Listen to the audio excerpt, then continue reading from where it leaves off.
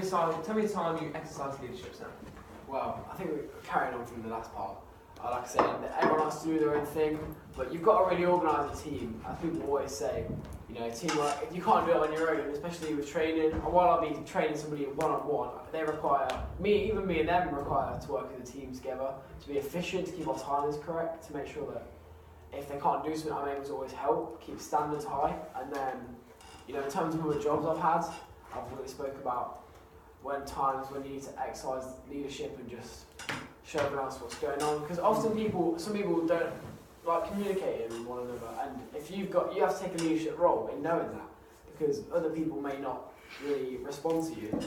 And if you can see that they're not willing to take charge of themselves or take control of themselves, you need to exercise your leadership. You need to tell them this is what we need to do. Like, we have standards to meet, places like people to please, etc., etc. We just need somebody to take control, and I'm the one person that could do that, especially one-on-one. Yeah. Okay. Thank you. What would you consider to be some of your greatest achievements? Well, I'd say I've got probably 2 or 3. One of the ones recently I was on about it is I did a fitness program, 60 days of it, and I paid a lot of money for it, saved up, because I thought it's going to go towards this job. It's going to be good, and not, you know, accountable experience, but I need to experience it myself and just doing a course. So I did it. I changed my diet. I was eating 5 meals a day, changing my sleep pattern. I completely kept to it, like as good as can be, and it took a lot of personal efforts and just generic putting in all the effort you can to make sure that I did it as correctly as I could. Yeah. And it was a very good achievement to me, because I didn't expect that I could be able to do that. You know, it was a very hard program, very hard keeping standards, going to gym 6 times a week, etc. But just ensuring that I did as good as I could, got the results I wanted. And I did in the end, and it's very good to know that I can overcome those sort of challenges, because I set myself that to see what it'd be like to just be a client and just see, and it was all independent as well. And the fact that you did it all yourself. Yeah, the fact that I made it from start to finish is I'm so happy about that, and I believe that is one of my greatest character building achievements. Good. Another one I would say, a while ago I trained up, even as a young person. I trained as under 14. I was sprinting, kayaking regional champion, I used to kayak, and there was a race series that was supposed to be under 30-minute sprint. I did it in 22, I believe, and I got Midlands under 14 regional champion. And that was, I mean, not the highest regarded award, but as somebody younger, that to me, I hadn't been many sporting events, that was one of the best things I've done. And then finally my GCSEs.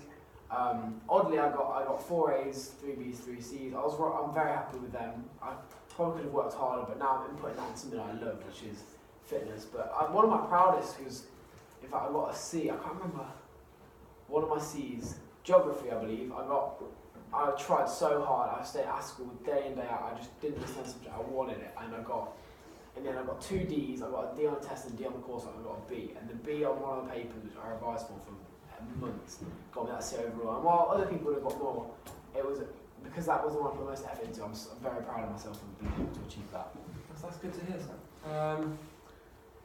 How do you think? Describe a situation where you've worked in a team.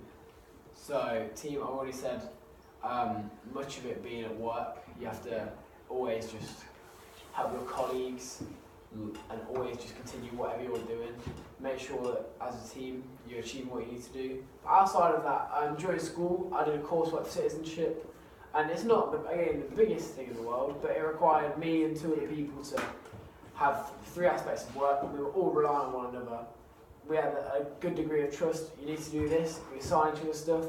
We relied on them to go outside, because if one of us didn't do it correctly, the rest of us would go down. And we had an amount of trust and teamwork and kept track of one another. No one needed to push one another, because we mutually understood we needed this. And by the end of it, we all got the grades we wanted, and we were very happy with what we achieved. And as a team, that was one of my most closely working teamworks, because I was literally relying on other people to make an aspect of my life happen. So that was one of my biggest examples of teamwork. Okay. How do you think your boss or your co-workers would describe you as a person? Well, my boss would probably sound very punctual, very commanding. In respect to the boss, I'd be very sort of under his control. I'd say I am very disciplined, but I'm not. If I know something's not going correctly, which maybe he's not controlling it, or just he's not said the correct things, then I'll count him up on it, and I'll make sure that he's doing everything correctly, and I'll check by him, because sometimes people do make mistakes, even as a boss, being in a job a long time. I like to think that I'll put him in line and just tell him not discipline. You can understand what I'm saying. Ensure that he knows what's going on. And co-workers, I say very communicative, very hard-working. I don't like to be in the spotlight. I wouldn't like to, outshine anyone else. But I enjoy making sure everyone else succeeds. That's why I partly want this job. So I'll try my best. But if I can see somebody else is struggling, I'm not going to think, well, that's their fault. That could be their problem, because it may not be. People always get faced with issues. I like to think I communicate with them, and I work hard to ensure that we're all doing what we need to do. I like that. So, what is the main thing, or the main couple of things that interest you about career in personal training? So, I'd say the main three points. One would definitely be helping out other people. It's just something I love, whether it's someone's trying to lose weight or just further themselves in sport, like I said, win, or just they might be recovering from disease such as maybe cancer, and they want to start getting their physio back up and fitness. I'd love to do something like that. I take great pride and enjoyment from doing that. Another aspect of it is just the independence of it. I enjoy working as a team, but when you work on your own, you can you account for yourself in many different ways. Yeah. And I feel like as a personal trainer, because much of it is one-on-one, you can control what you're doing. You don't have to worry and rely on others as much. That's quite a good point about being a trainer. Definitely. So, what do you expect to be doing in 5 years' time? I'd like to say I'd be in a part-time or maybe even full-time job. I'd like to go to university. At the moment, I'm just finishing college. I'd like a part-time job now, but in 5 years, I may have gone to university, worked various places, and become a full-time personal trainer. Or maybe I'm still just doing a longer uni course, and I'm trying to further myself in the industry, as I've said many times. And I'd hopefully see myself being successful, or at leleast building the groundwork. I'd have the basis and groundwork to become more successful and be doing what I love, which is training and fitness. Brilliant. Have you got any questions at all, sir? I would ask whether you believe personal training is I don't know. Personal training comes across as a job which is very independent, but I don't know, would you say it was more a teamwork sort of thing? I feel, in terms of planning, you've got to be very individual. Yeah. But in terms of working with a client, it's definitely, there's some sort of relationship between the two of you, so both of you can benefit from it as the most you can.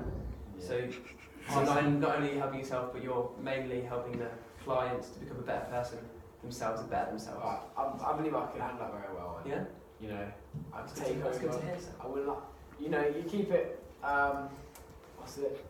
keep it professional, of course, but you need for somebody to trust you, you do need to build a relationship. And now I've said that, I feel like that'd be something I could do.